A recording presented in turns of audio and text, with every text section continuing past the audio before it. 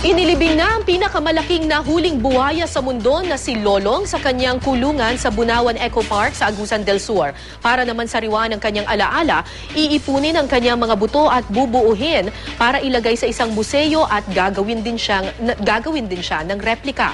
May news to go si Steve Dailisan.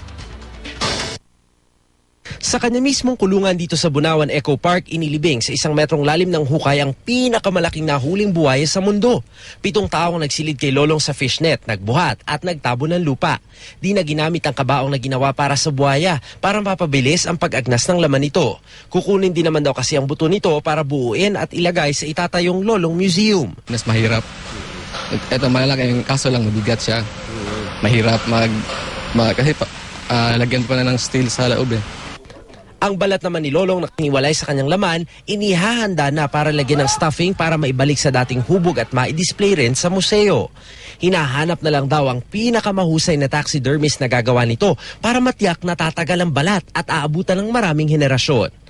Hiwalay pa sa i-display ng mga buto at balat ang bubuing replika ni Lolong. Resin at espesyal na pintura ang gagamitin para magmukhang buhay na buhay ang replika. Tinatayang aabot ng mahigit 100,000 piso ang gagastusin sa paggawa nito. Itong kay Lolong, mas medyo meticulous yung detail ng mukha niya, lahat ng parte ng buong katawan. Lalo na yung balat niya sa likod.